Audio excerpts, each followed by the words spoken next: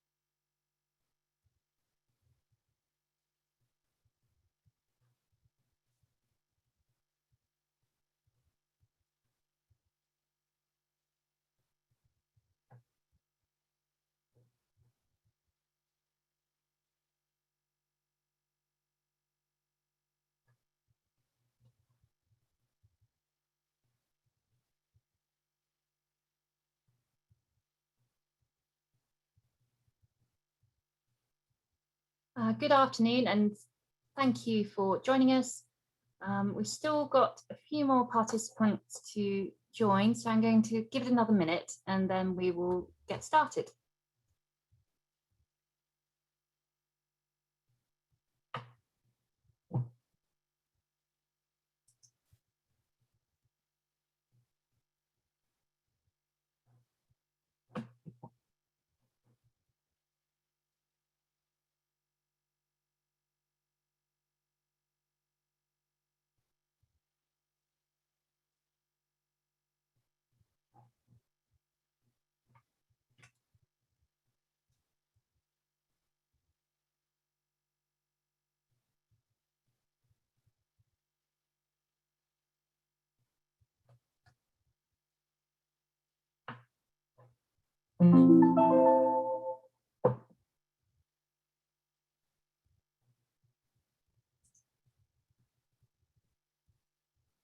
Okay, I think we will begin. So hello and good afternoon, everyone, and thank you for joining us as we discuss tapping into the staycation trend, looking specifically at camping, glamping and caravanning. It's very timely on a beautiful day like today, which reminds us all of why there is no better place to explore on holiday than in the UK. On behalf of the CLA, I am delighted to welcome you to what I'm sure will be an informative event. My name is Anne Maidment and I am the Director for the Southwest, and I will be your chair for today's proceedings. Before we begin, a brief update from us here at the CLA. The COVID webpage continues to be highly comprehensive, covering the breadth of government support and information our members need for all aspects of their businesses. There is now a library of member-only briefings covering a wide range of topics.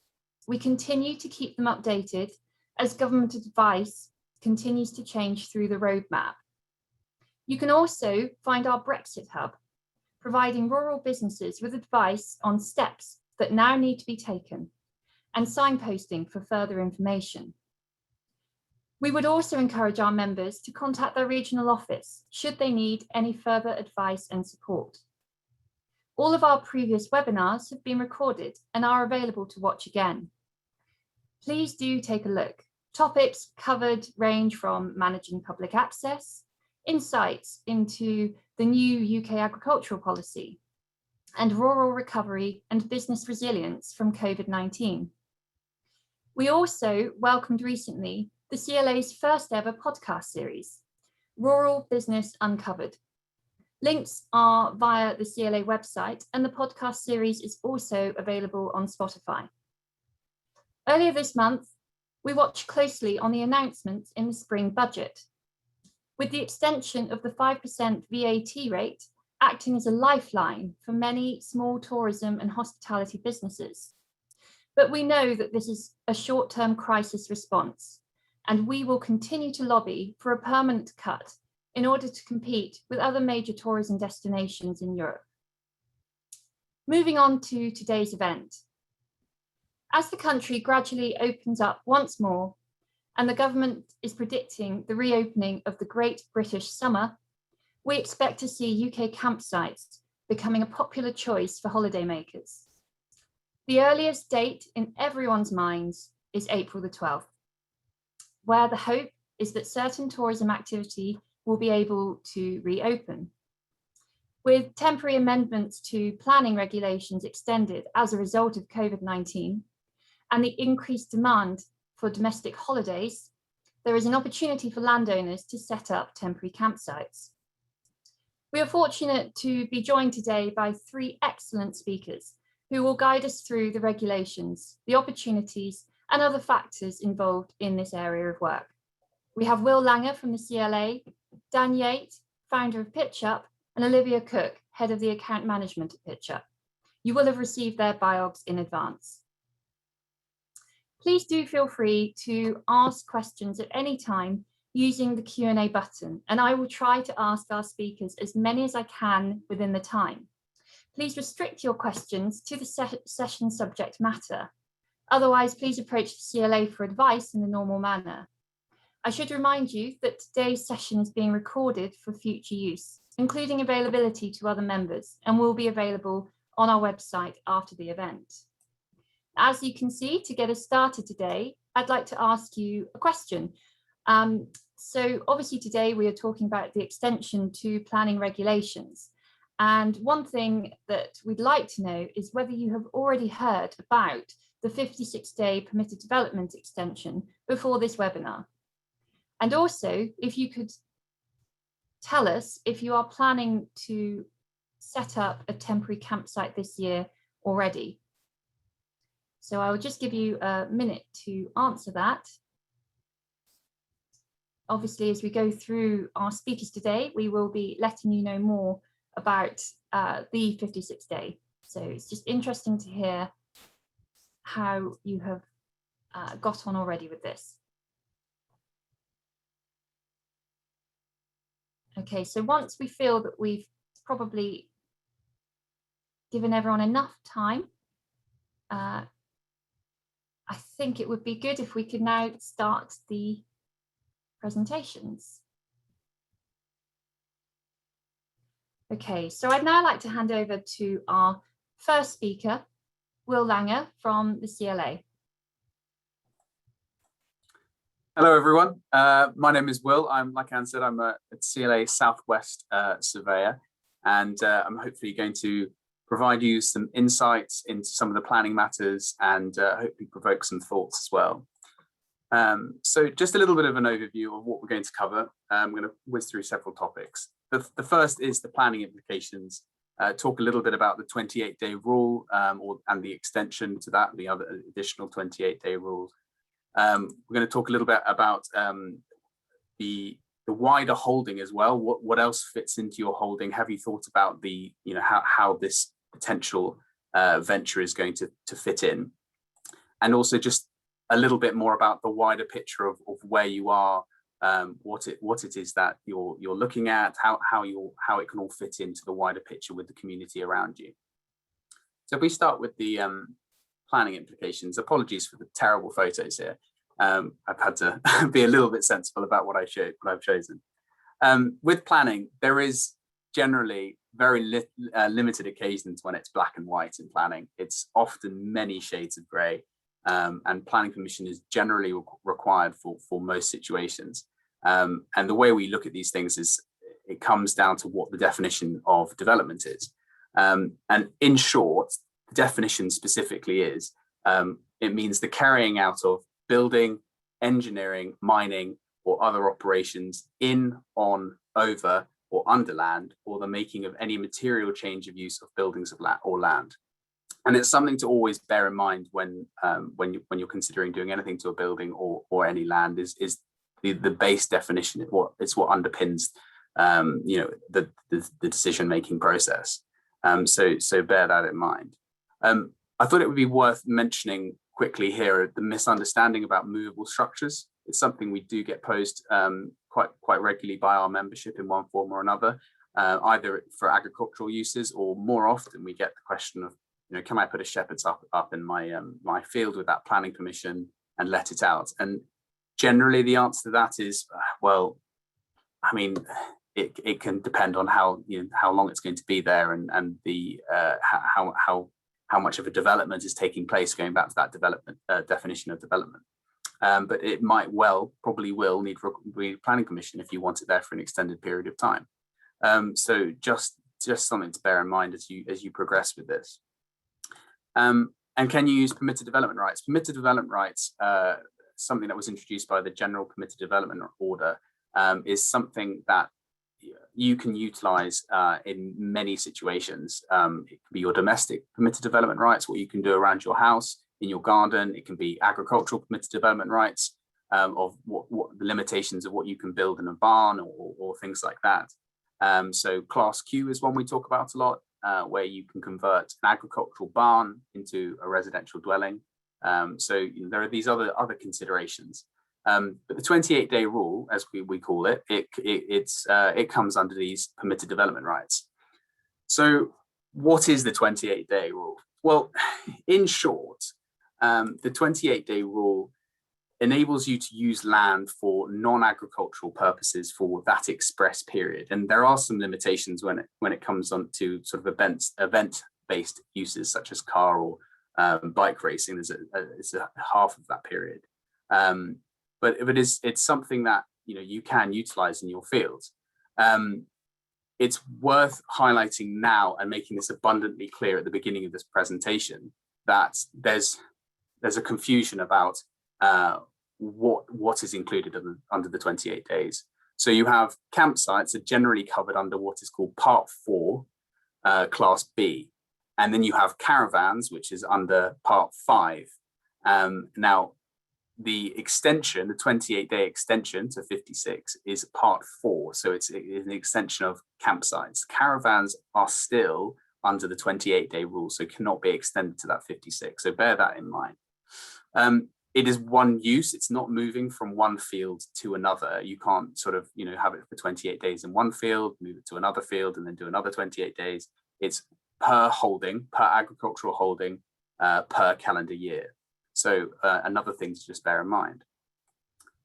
So now it's 56 days, as Anne alluded to earlier, that it was introduced last year to extend the domestic holiday opportunity, and is going to expire at the end of this year on the 31st of December. So there are some considerations when looking at this 56-day rule, as we're kind of saying. The first is, do you actually have those permitted development rights? You may not. I mean, you probably do, but you may not. So the first thing is, have they been removed by a condition in a planning application beforehand, a planning permission that's been granted? Have they already been removed? You just need to go back through the planning history and ensure it hasn't. Are you in an AONB, area of outstanding natural beauty, or a national park? Because there is the potential that there is what's called an Article 4 direction, either on a holding, so it could be your holding, or it could be the area as a whole, where permitted development rights have been withheld. If that's the case, then if you're unsure of whether that is the case, then get in touch with us, and we can, with your local regional CLA office, and we can have a look into that. So check your previous planning permissions, check your deeds, it might be in there, and check that there isn't an Article 4 direction. For those of you who claim the basic payment scheme, that's another thing to consider, because under the basic payment scheme regime, there is another rule, a 28-day rule, where you can use land for non-agricultural purposes and won't it have an impact on your subsidy. Now, unfortunately, we weren't able to persuade DEFRA that to amend this to fall in line with the planning one, where it was the extension to 56 days. So if you do claim the basic payment scheme on your land, you need to be fairly careful and clear that what you're doing, if you're going to go into those 56 days, towards the 56 days, you might need to have a look at a bit of a cost analysis. I seem to have lost the presentation. I'll carry on talking regardless. And so yes, bear that in mind as you progress with BPS. Storage of your structures that you use, the campsite structures, any of the paraphernalia that goes with this temporary use. Make sure that you're storing that in an appropriate manner between if you're splitting the days up. Make sure it's stored appropriately, because there is the problem that people will store it in an agricultural barn, and as a result of storing it, you're changing the use of the agricultural barns itself, because you're no longer using it for agriculture. So bear that in mind as well, because that is another consideration. On that, the 28 days is something that starts when you start using the land for something alternative. So if you put up, putting any bins or any marquees or any paraphernalia that's associated with the campsite, that is when the clock starts for 28 days or 56. And when there's nothing on the land, the clock stops, but it has to be everything. Everything has to be removed. So bear that in mind. Do you need to notify your insurer is another question that's worth looking into. Yes, you probably do need to notify your insurer, especially your farm insurer. There may be a premium to pay because there's probably going to be increased liability. So check with them, have a think about the health and safety risks within that, and whether you need to be carrying out risk assessments, because it's probably likely that you will be having to do that, especially with COVID. Another thing that's come around recently is there's been an extension in the news and from government to the 56 days over the summer for hospitality. Now, the way that we're interpreting that at the moment is it's mainly for pubs and hotels to enable them to have structures in their gardens. I don't think that this relates to campsites, etc. at the moment, but we will carry on looking into that and seeing, and when we know more about that, we'll put it on our e-news and in the magazine, I'm sure. So there's some consideration, and the next thing is, what is the future for this rule? We've got control back, which is good. So at the moment, we're working on whether we think the 56 days is something that we would like to see instigated in the future beyond 2021 and into 2022. We're not entirely convinced as of yet. We're just still trying to work out what's best for the membership. So if anyone has any thoughts or particularly strong thoughts about that, whether we think it should be extended beyond into the next few years, then let us know. It'd be interesting to hear anyone's thoughts. Get in touch. And it's also worth noting at this stage that the 28-day extension is for England only. It's not for Wales. Apologies to any Welsh members that have joined this call. I understand that our director for Wales has been working with the Welsh government on this, and there has been a positive reaction, and they might be considering it, but as of yet we haven't seen anything come through. So that's just that at the moment. But yeah, that's generally the 28-day rule extension. I appreciate there'll be some questions on that, but I'm going to move on to a couple of other things. Reduced VAT. VAT reduction to 5% was a really big win for the CLA to get the reduction and then the extension. So we're really pleased with that. It's worth just highlighting at this point that the VAT reduction was there to help rural businesses cash flow. It's not something that was meant to be passed on to the customer and shouldn't really. It's there to help cash flow. So bear that in mind with any bookings that you take, that it's not a discount for customers. It's not there to help holidaying. It's there to help the rural business. A couple of things. So we have the 5% reduction for the next 6 months until the 30th of September. So have that one in your diaries. And then that continues at 12.5% for a further 6 months to the 31st of March next year, when we go back up to 20% from April. Currently, we are pushing for this to become a permanent feature, that it's down at 5% or at least 12.5%. It's permanent so that the British tourism industry can actually become more competitive with markets from abroad, and is something that our lobbyists in London are working relatively hard on. So watch this space for that as well. So looking a little bit more at the wider farm holding now, moving on from the planning and actually just considering your situation. What existing farm operations or any operations, depending where you are you carrying out at the moment? You need to really think about sympathetic and appropriate placement, because are you harvesting at a particular time of the year? Are you drilling? Are you going to be lambing? Are you going to be whatever it might be within agriculture, within your agricultural holding, is going to have either an effect on a staycation venue, or the staycation venue is going to have an effect on you and your whatever it is that you're doing. So think about access and the traffic and dust created from roads and things like that. You've got to consider all of these and make sure that is a sympathetic and appropriate placement. Have you got the capabilities of managing the demand? The expertise really is the key question here. Are you happy to be dealing with the fairly rigorous cleaning regime that's going to be required from COVID? Are you happy dealing with customers, unhappy customers? If you're not, is someone in your family perhaps better placed to do that? Are you technical enough? Because a lot of it will be on email. Hopefully you'll be dealing with companies such as Pitchup, and a lot of that is going to be online. So are you comfortable using that? Make sure that what doing this venture is the right thing for you and that you are comfortable with it. So that's just the wider farm holding. I think it's really important to talk a bit about footpaths and rights of way. I'm sure that anyone dialing in from Salisbury Plains or perhaps Lulworth Ranges might have an issue with unexploded ordnance on their land, and I'm sure hopefully most of you don't, however.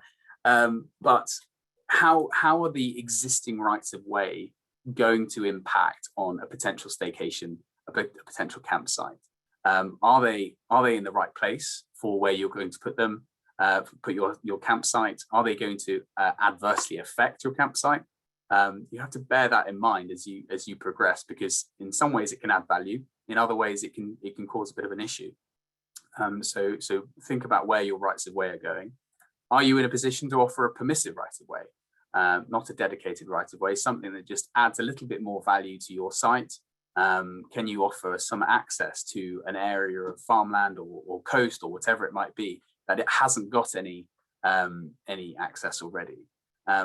If you do consider doing this, if you do consider going down the permissive paths route, then I would suggest you get in touch with your regional CLA office, and we can talk to you a little bit further through the implications and the increased liability that you might be facing and how to do this properly, because it is something that lots of people do around the country. And make sure all of your signage and information is clear on your rights of way. If you have a good, clear rights of way network across your land, clear signage so people know where they're going, making sure that paths are well maintained and stiles and gates are well maintained, then people are less likely to be walking off the right of way. They're less likely to be trespassing, and it just makes a much better experience for both the users and yourself as a landholder. So bear that in mind. We're also on the cusp of the Countryside Code being relaunched, which is something that is well worth advertising a bit further if you're going to go down this route. We would love to see the Countryside Code being better understood by the wider public. So bear that in mind. Which does neatly bring me onto the farm education side of things, because there has been a general disconnect of society from the rural life, countryside, and where their food comes from. So it's a really good opportunity to reconnect people with the countryside and understand where the food comes from. Are you in an ability? Do you have the ability to do that? To show people, the processes of harvesting, of rearing animals. Have a think about. Have a look at Leaf Open Farm Sundays. They still have those, and they have really good lesson plans that are available to utilize. It really is a good opportunity to educate that next generation coming through. One way of generally educating on your site might be the use of a QR code. This is a member, one of our members in Devon on Ashcombe Estate, where they've been using these QR codes. It's a quick response code. It's where someone can scan a photo with their smartphone, and it takes them, in this case, to the website of the estate, and tells them a little bit about what the estate's doing, where they are, what they're looking at as they're walking through, and also a little bit on the countryside code, and people, understanding their rights and responsibilities. So definitely something worth looking at if you think you can do that. And supporting your community, it's a slightly a vague one here. Supporting your community is twofold. In one sense, it's the ability to link with other enterprises. Can you link with some farm shops or box schemes, milk vending machines, tourist attractions, or pubs? Can you link with them in a way that you can promote the wares of the area around you? It's twofold. It's partly to help the businesses around you, but also it's an additional benefit that people like to see. They like to come to the area and eat local, and they like to try the milk vending machines and things like that. So can you advertise that a little bit through your campsites, and hopefully you might get some reciprocal publicity. Also, if you're helping your community and trying to involve the community in one or other businesses in the community, or especially neighbors, then if this is something that works out well for you, the campsite is a good system that you like, and you're thinking, oh, I'm going to go for planning permission to get this more permanent. You want the community on side.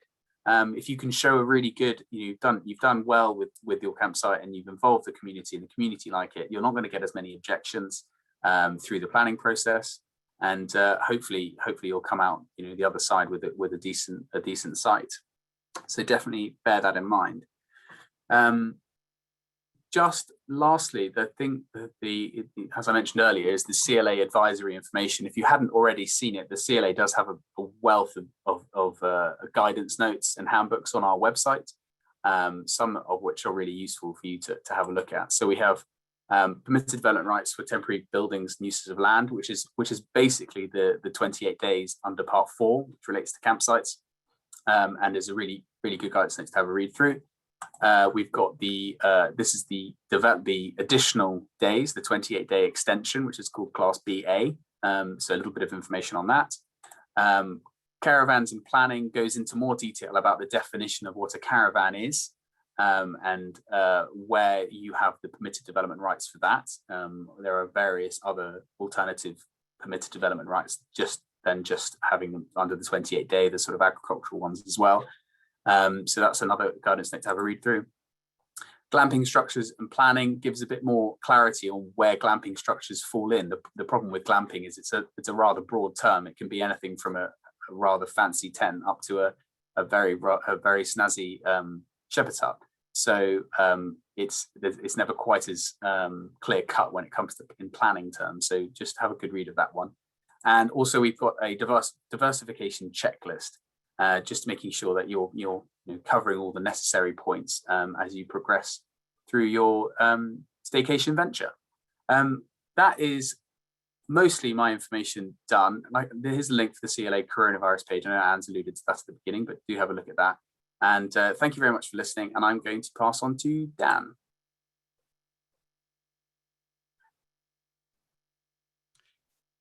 Great, thanks very much, Will, and welcome everyone. Thanks for joining us on this sunny day. I'm first going to give you a quick update on, sorry, I'm just going to, there we go, I'm in control. Okay, just to cover what we'll be talking about today. First of all, we're going to give you a bit of context on the pandemic and how 28-day camping was extended last summer. Then the practical details of how you might get started if you wanted to take advantage of the opportunity this year. And finally, a bit about how Pitchup works. But first, I'd like to introduce Olivia and me. I was brought up at holiday parks in North Devon, first at Willicombe, a place called Clevewood. For those of you who know Willicombe, at the top of the hill. And when I was 12, we sold the business and we bought a new one in Croyd Bay called Ruda, which also involved Croyd Beach. Set up a campsite, a 28-day campsite called Surfers Paradise, which is on the back of the dunes in an AOMB in 2000, and eventually found myself at lastminute.com having set up the website for Ruder and very much enjoyed the early days of the .com boom, and left last minute about 10 years ago when I realized that no one had really done a website covering this sector, and I'd be very unhappy if it wasn't me. I will just pass over to Olivia to introduce herself. Hi everyone, my name is Olivia. I've worked at Pitchup for 3 years now as head of account management. I grew up on a bed and breakfast run by my parents and my grandparents in Torquay in Devon. Previously, I've worked at Mr. and Mrs. Smith and Secret Escapes, where I worked with hotels across the UK, Middle East and Africa. Okay, so just a quick introduction to Pitchup. So on the right-hand side, you can see the essence of what we do. We make it a doddle to book campsites and holiday parks is our motto. We do that for around 2,000 campsites and holiday parks and caravan parks and glamping sites in the UK, and about the same again around the world. We have just over 20 million visits to our site every year, and we sell 3 million nights every year. Normally, I'd be waxing lyrical about the opportunity for international travel to the UK, particularly from the Dutch, who are the keenest campers in Europe, and various other nationalities. We have translated our website into 17 languages, but of course this year is very firmly going to be a staycation year. And actually 95% of our bookings over the last year were for the same country as the customer.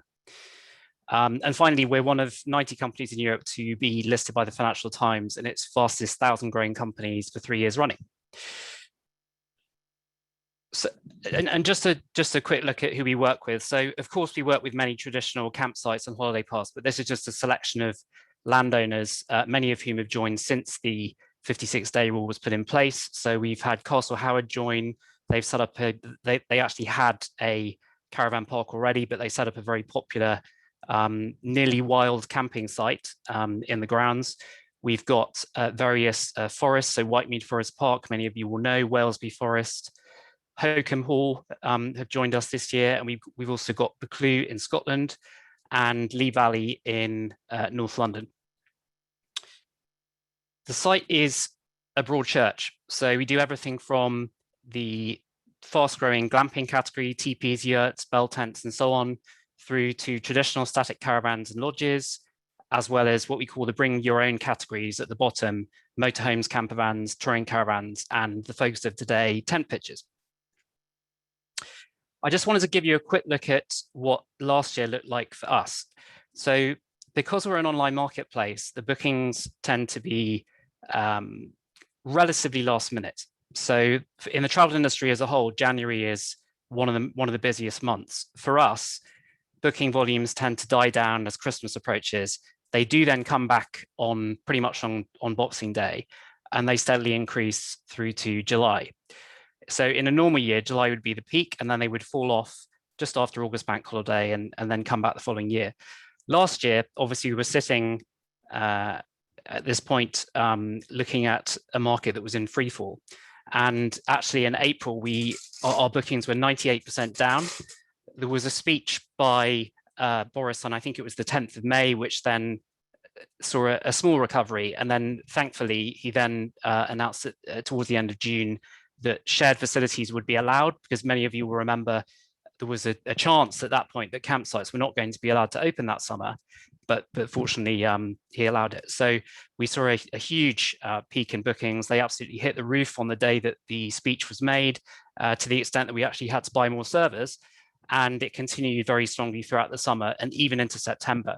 So actually on an annual growth basis, September was the strongest growth, because so much of that pent-up demand from the spring carried on into the good weather of September. I thought you might be interested in a quick comparison between some of the big boys of online travel. So Airbnb, Expedia, and Booking.com are quoted on the stock exchange in the United States. So we have the benefit of their numbers from last year. And generally speaking, they were down between 40 and 60% compared to 2019. In contrast, and although many campsites and holiday parks did reduce the density of their pitches, and some of them even closed altogether, outdoor accommodation was relatively resilient. For example, we saw overall volume down 3% on a global basis, and in the UK, we were actually up 11%. This slide is really the key opportunity this year, in my view. It shows the first bar is the number of holiday trips abroad taken by British people, and that is over 500 million nights. In contrast, that the domestic market is around 200 million nights. And just to give some context, the camping and caravanning market in this country is about a quarter of that figure. So a huge opportunity this year, seeing that I believe the date for foreign travel has now been pushed back potentially. There's going to be a speech on the 5th of April, but it looks like it could easily be June or even later. And I believe a lot of customers have already started booking domestic holidays in the expectation of not being able to go at all. So no one is saying that 500 million nights is going to be soaked up entirely by the UK, but it just shows the scale of the opportunity. And here's how it's reflecting in our numbers already. So we've omitted 2020 for obvious reasons, but you can see here the comparison between February 2019 and February 2021 and then March, and we are almost triple those figures at the moment. So the real lifeline last summer was the announcement on the 25th of June, which is a date that's etched in my mind, as you can imagine, that the 28-day rule was going to be doubled to 56. And that really opened up a huge amount of inventory across a huge amount of land across the country, in all sorts of new and interesting places. So suddenly we had not only the traditional camping and caravan market to offer, but also these fantastic new destinations at farms, at stately homes, even county showgrounds, which were really providing something that customers had never before experienced. And this on this slide, this announcement here is the extension that Robert Jenrick, the community secretary, made in November, which will take it through to the end of this year. So I'm not going to go through this slide in detail, but these are just a few factors that have really been compelling the market, pushing the market along for a number of years now. And in fact, many of you will remember before COVID, a couple of months before COVID came along, there were Extinction Rebellion protests at the airports, which were disrupting flights. Of course, sustainability is an inexorably growing trend. And certainly it's very unusual to have to fly to a camping holiday. And we did a comparison between your typical package holiday to Malaga on a plane and driving to the West Country from the Midlands. And the emissions from transport are 95% lower with a camping holiday. Also, when people arrive, they tend to do activities that are relatively low impact, such as hiking. And the accommodation itself, clearly the pitch is very low energy in comparison to, say, a chain hotel. The second point here is clearly the staycation market is going to benefit a great deal this year. I think we're going to come on to whether that's going to continue in future years. But the camping and caravan market has always been a domestic market. Over 90% of visitors to UK sites are from the UK. So it's relatively well placed to gain from what they're calling the summer of camping. Thirdly, clearly affordability is a factor. This is an inexpensive, or it can be an inexpensive option for customers. And so those people who've maybe been made redundant or had a tough time financially during the pandemic, it's a very good option for them. And I think related to that, many of us have got severe cabin fever from the various lockdowns that have happened. And clearly the lure of the countryside is about as far from that as you can imagine. So the ability to go to an area of outstanding natural beauty, to a farm, is really putting you in nature in a way that other types of accommodation can't really achieve. And actually, many of you may remember the briefing, the Downing Street briefing given by the Deputy Chief Medical Officer last year, who described it as a biological truism that outdoor accommodation, outdoor environments are much less of a risk than indoor environments. And then finally, more than 60% of UK adults have not taken a camping or caravan holiday recently. And our view is that the glamping growth, together with some of the new sites that we're seeing, the pop-ups, are really reaching the parts of reaching the customers that other parts of the market can't reach. I believe, was that a Carlsberg motto? I can't remember, but or Heineken, and so it's great to have something for everyone in this market.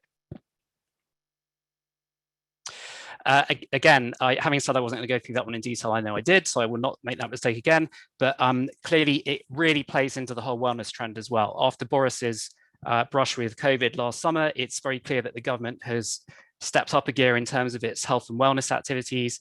There is, you may have heard of green social prescribing. So the NHS is even prescribing the outdoors now to help people's physical and mental health. And clearly, this is a type of holiday that's extremely conducive to both of those, both physical and mental health. So how to get started?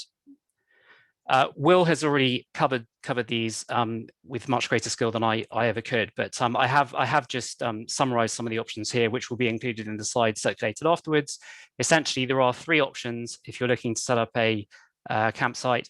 On the left-hand side, you can see permissive development is what we've been talking about. So the 56 days tent camping. So just to be clear on that, tents can mean tents they bring or tents that are already there. So quite a few of our new pop-up sites had bell tents stationed there, and they did extremely well. As Will mentioned earlier, it does cover movable structures. But of course, the flip side of that is that as soon as the movable structure is on the land, then the clock starts ticking, irrespective of whether someone is camping there. The days don't have to be consecutive, but of course, technically, you do need to remove all of that apparatus from the land in any gaps. And as Will said, if it is normally the case that you must run the same 56-day period on your land holding, but if you have different, what they call planning units, and that might exist, for example, if you had a large estate with a road running right through the middle, then it may be possible to have different periods, but that's something that we'd recommend checking with your local planning authority. And then lastly, as Will mentioned, there might be exclusions such as an Article 4 direction or Article 3 conservation areas, and there are also notification rules to Natural England that apply if you're in an SSSI, for example, that may affect your ability to take advantage of permissive development. And again, to reiterate what Will said about building operations, it does not allow you to build a toilet block. So if you're undertaking operational development, as they call it, then you would still need planning permission. The second option is a traditional planning application. So for example, if you wanted to apply for change of use, that would be £462. Many of those decisions are now made under delegated powers by council officers rather than councillors. There is an 8-week deadline, but you would need to check with your local authority, guideline, not deadline, which you can ask your local authority how their compliance is with that at the moment, because we have heard that it varies a fair bit. And the third option is what they call an exempt organisation. And many of you will have heard of the Caravan and Motorhome Club and the Camping and Caravanning Club, which have the 5 van sites, what they call the CSs and the CLs, certificated locations. That is also an option. The one thing I would say is that there may be restrictions in place. So for example, the Camping and Caravanning Club, once you sign up with them, they don't allow you to advertise on third-party websites. And they don't have online booking if you're a CS. So given that almost 90% of bookings are made online, that may restrict your trade a little. There are new organisations such as the Greener Camping Club and the Freedom Camping Club that don't have such restrictions. The other type of regulation that unfortunately you do have to contend with alongside planning permission is the requirement for a licence, and that's on the right-hand side. A camping licence is only needed if you have more than 42 days tent camping, and that does mean people in tents on your land as opposed to the toilet blocks being there, or more than 60 days non-consecutive tent camping. So what some of our clients are doing is putting a 1-day gap on, for example, the 10th of July, which means that there is no continuous period of more than 42 days. And then, of course, if you were going for a caravan on your land, and by the way, a caravan would include motorhomes, campervans, pods, shepherd's huts, then you would need a license even for 1 day's siting of the caravan. Subject to there is an exception for the, as Will mentioned, for 28-day use, but that's only for 1 or 3 caravans, depending on the size of your field. And the conditions may relate to all kinds of things in a site license. If you had to get one, it could be access, it could be the number of units, it could be spacing, fire safety, and so on. And this is a flowchart that we put together in the office because the rules are relatively complex. Again, this will be circulated afterwards, but essentially if you follow the middle track, tents only, go left at the top, less than 56 days, and then you'll end up in the green bubble at the bottom, which shows you don't need a camping license or a caravan site license or planning permission.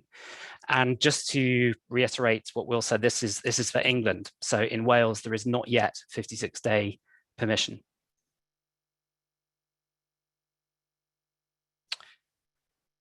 So we thought we'd give you a quick indication of when the arrivals tend to happen in a normal year. So this is based on 2019.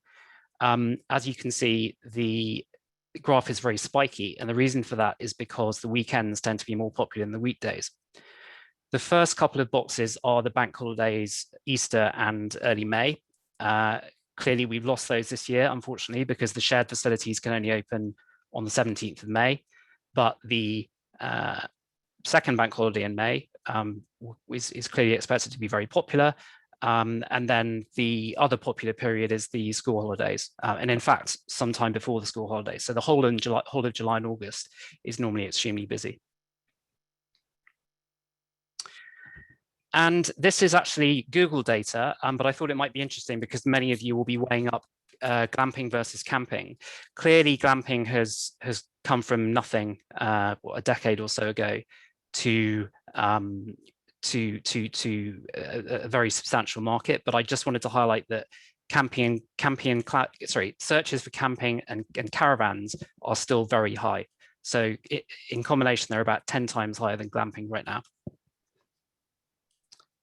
So now I'd like to hand over to Olivia, who's going to go through some of the monetary aspects and some of the more practical details. Thanks, Dan. So now you've decided to open your site, you might want to understand how much money you can earn. New UK sites last year made up to an average of £12,500, with the highest performer making around £154,000. We've pulled together some brilliant stats for you about the successes of some of the sites last year. So I'll run through them now for you. We had a site in Cornwall who received 75 bookings in their first 24 hours live on Pitchup. We had a pop-up site in Cumbria who saw 600 bookings and generated £50,000 worth of bookings in their first week live on Pitchup. We had a new pop-up site who was a bell tent site who received £98,000 worth of bookings in their first 3 months on Pitchup. A former farm in Wales who actually was open with planning permission. They generated around £217,000 worth of revenue last year. And our record for revenue generated is for an established holiday park in Devon with a record annual income of £577,000. So if you are looking to launch a 56-day pop-up site with tents, you can look to achieve an average income of £400 to £500 per pitch during your 56 days of trading. If you look to the left of the slide, you can see we have highlighted the average nightly price by different pitch types. So tent pitches range from an average of £24 to £25 per night. The average dimensions for a tent pitch like this would be about 7 meters by 7 meters, including space for a car. So we have worked this out to be roughly 50 pitches possible per acre, but with COVID-19 guidelines, we'd suggest looking for a lower density of pitches to maintain social distancing.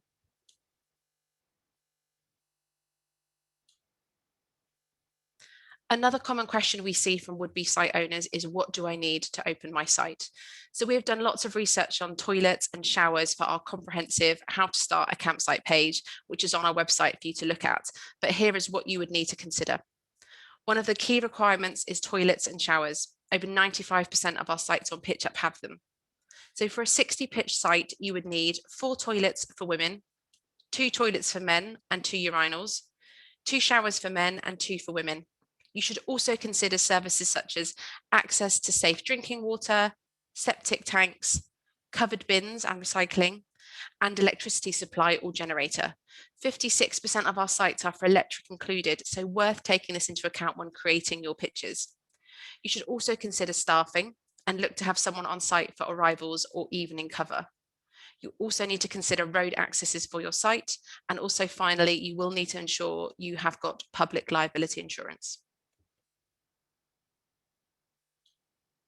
We now have 40% more farms on Pitchup than we did last year.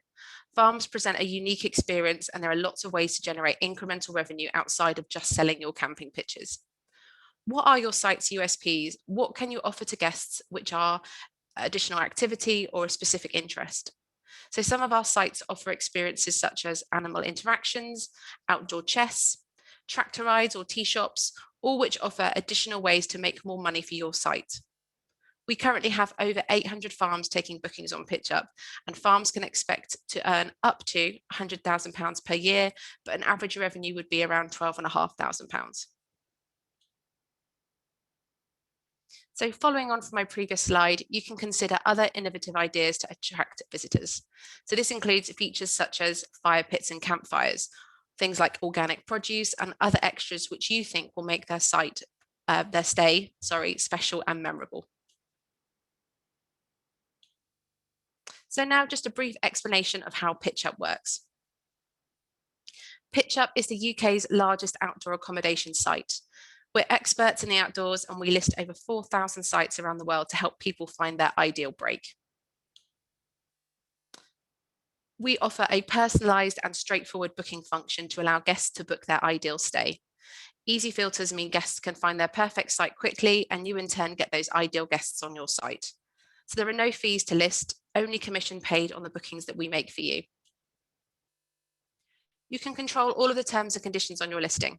So we provide a huge range of terms and conditions to choose from, including features such as no dogs or even no groups.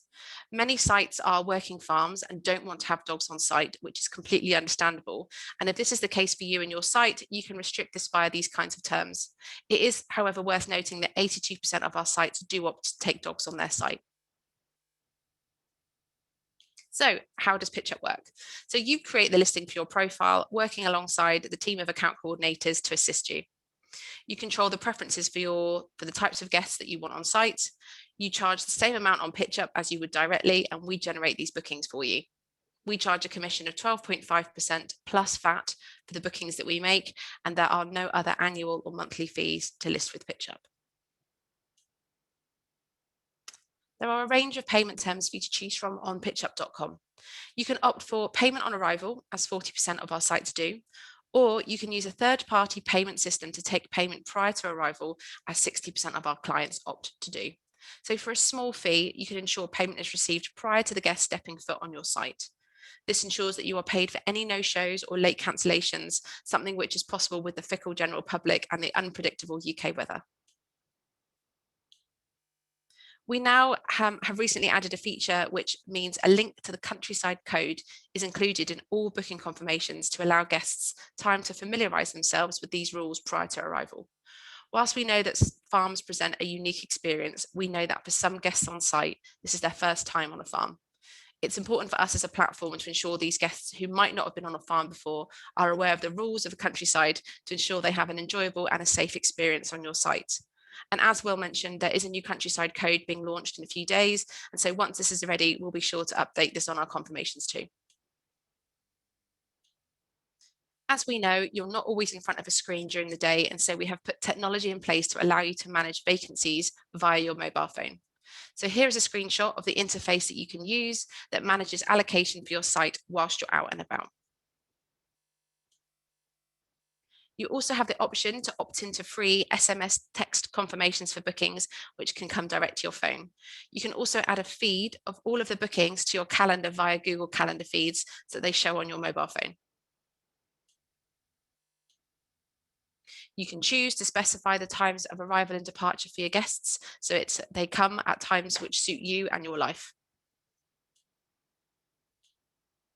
And finally, to give a bit of context on the type of party that you might see on your site, here's some data on the kinds of bookings you might receive. So from 2018 to 2019, 58% of bookings were made for adults only, and the average party size was 2.9, with guests on average staying 2.8 nights. So during the pandemic, as the narrative in the media changed to focus on the boom in UK staycations, we saw over 1,000 pieces of media coverage about Pitchup. So we were featured in The Guardian, The Times and The Sun, just to name a few. And on the next slide, you can see our star turn on BBC Breakfast News, where Dan was interviewed live on morning TV from a field live in the Cotswolds about the sudden increase in staycations. We have collated some of the brilliant feedback that we've had from some of our sites below. The main themes of this feedback is that pop-up sites really are a natural fit for farms, and many of our owners find that it complements both the farm and the wider community very well. So just to run through a couple of them with you. The campsite is open in our quieter times, so it complements the farm well. A lot of visitors walked down into the village and spent money there, so the wider community benefited from the campsite. If you're looking at ways of diversifying your revenue stream, a temporary campsite is probably the quickest, easiest, and least disruptive way of doing that. Another comment says, it was nice having people around the farm. A lot of them took a great interest in the working farm, asking us about what we did and how, and learning more about it, which was so great to see. Everyone seemed to respect we are a working farm, so it didn't go beyond the cordon, which meant the campsite didn't have any real impact on our day-to-day farming life. And finally, this is from a site that was actually a country pub who had spare land. So he said, we found 50% plus of campers spend around £100 in our bar and restaurant. And for a small country pub, that's really significant.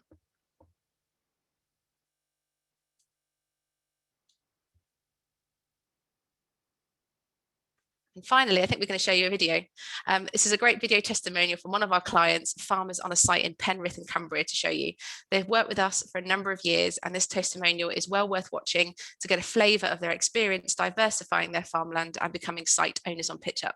So I'll let Karen now play the video.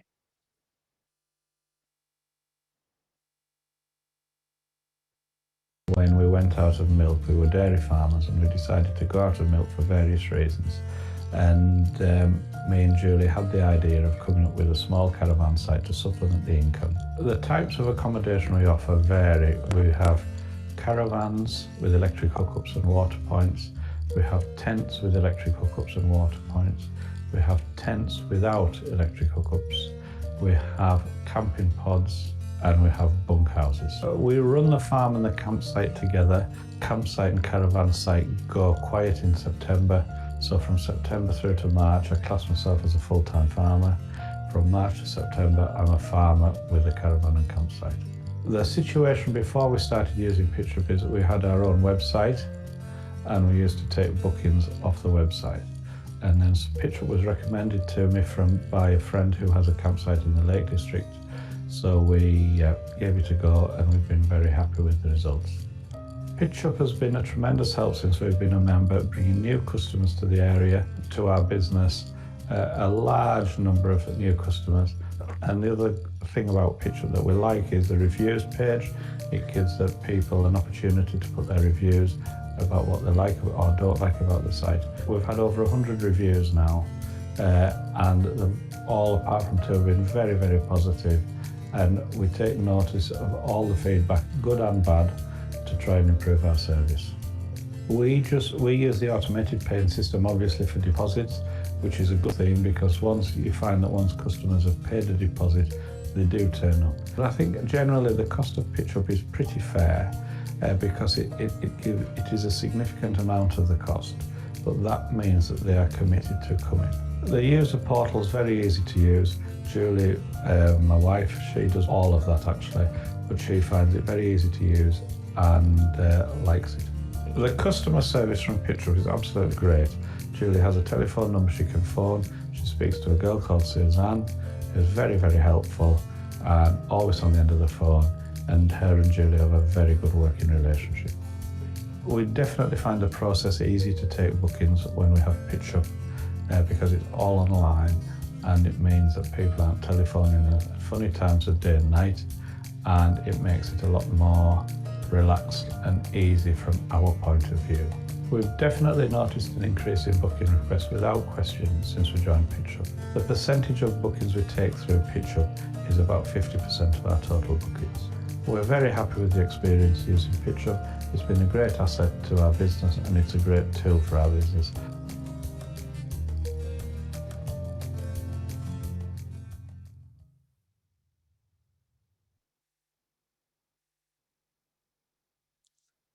So all that's left from me to say is thank you for listening, and should you wish to get in touch with us, please feel free to send us an email. The best one to get us on is inquiries@pitchup.com, or you can visit our join page for more information. And I will hand back to Karen or Anne, maybe. Yes, thank you, Olivia. Thank you very much for the presentations. That was very interesting. I am very conscious of time. If everybody could put their videos back on, and we have got time for a couple of questions. I appreciate we've had an incredible amount of questions come in, and my suggestion is that we will put together a summary of these to send to you alongside the PDF of presentations so that everyone can see the clear answers afterwards. But I'd just like to ask a couple of questions whilst we've got time. And we had a question come in, just scrolling to it now, that I'd like to put to, oh, I think Dan has just answered it. It's just lost from my screen.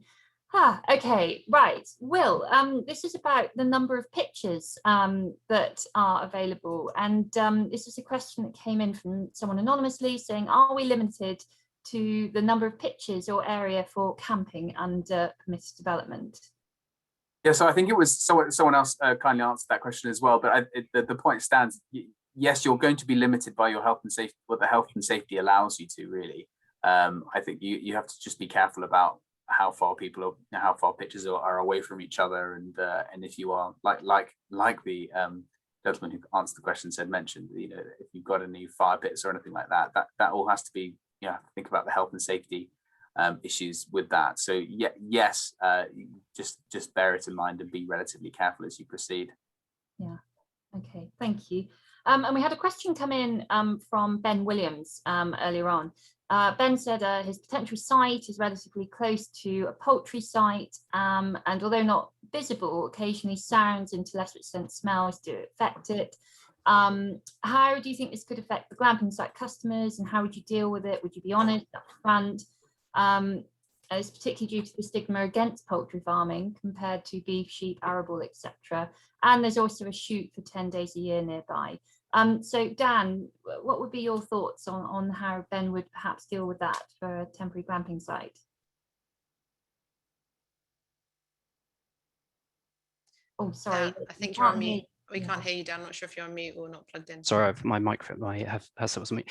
I mean, I think we've obviously come up against, we've been working with hundreds of farms for a number of years, and clearly many of them are in positions where there are lots of activities in a fairly short, in a small area.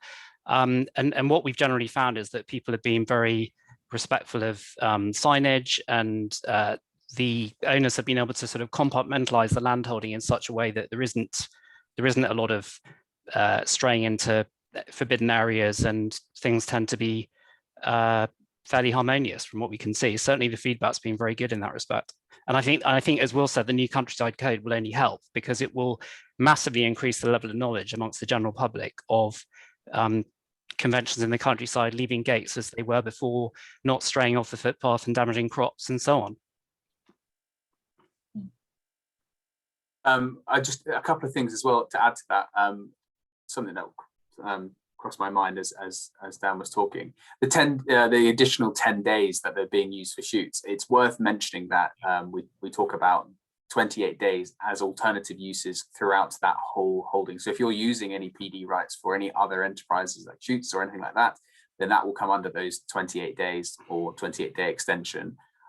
It also, another question that did come in earlier, sorry Anne if I'm stepping on toes, was about I mentioned in my presentation about the agricultural holding itself and how these rights apply to particular agricultural holdings.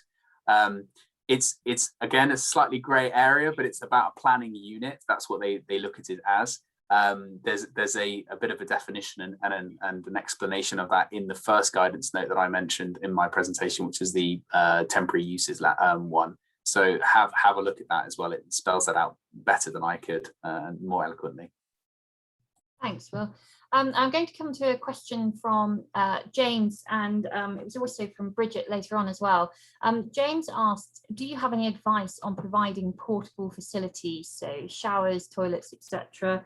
And actually Bridget asked later on, generally to make sure campsite guests' needs are met, necessary facilities are going to require planning. I'd be interested to know washing and loo facilities can be catered for an upmarket way but remain temporary.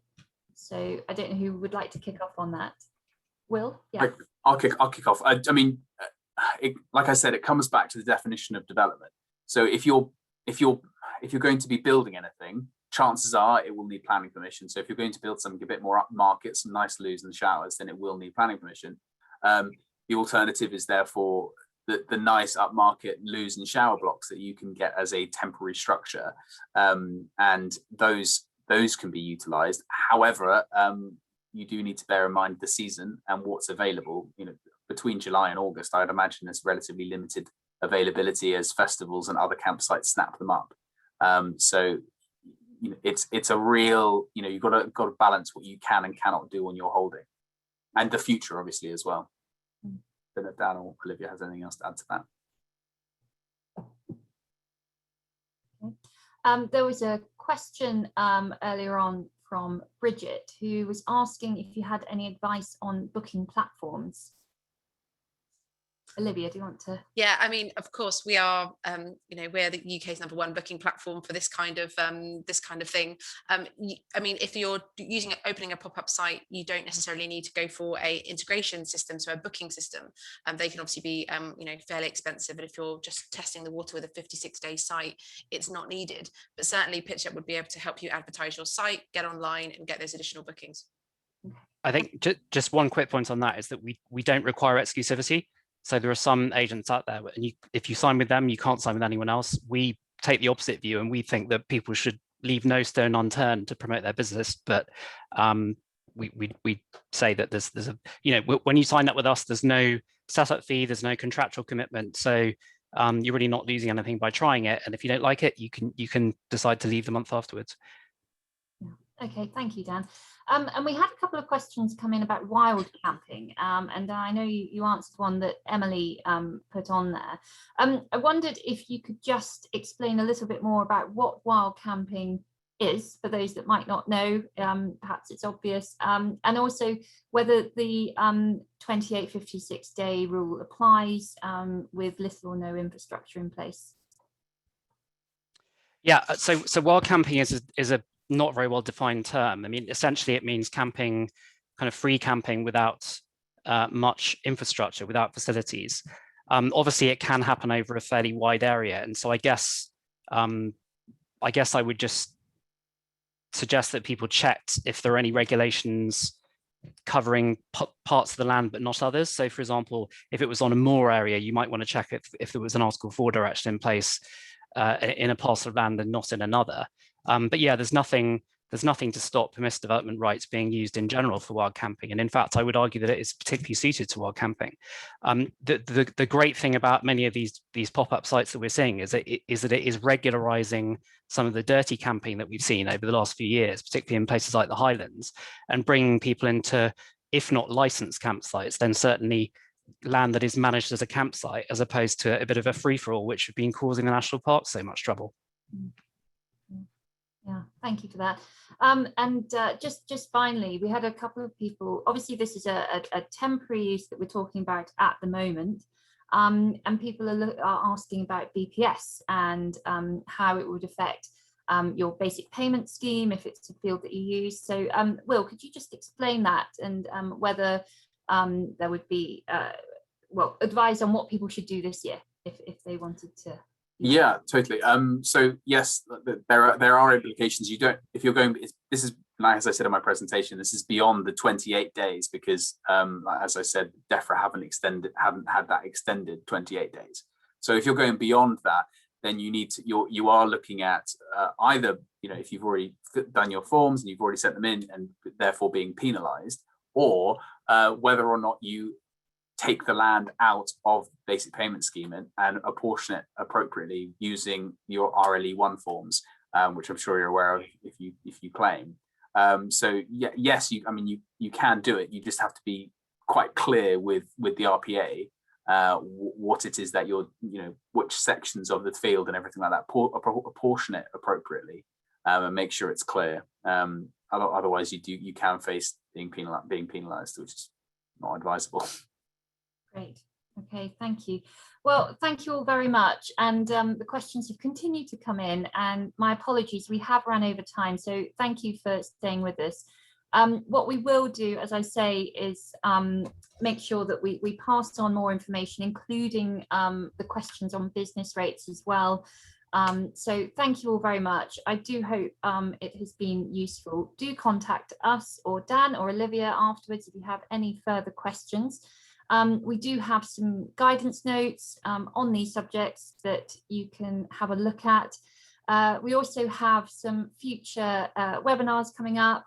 We're doing an access advisory service surgery with our national access advisor, Sophie Dwaryhouse. We also have the advisors hours in the Southwest.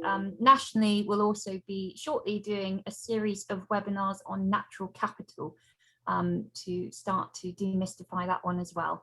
So thank you all very much. Do enjoy your afternoon in the sunshine, and we look forward to seeing you again very soon.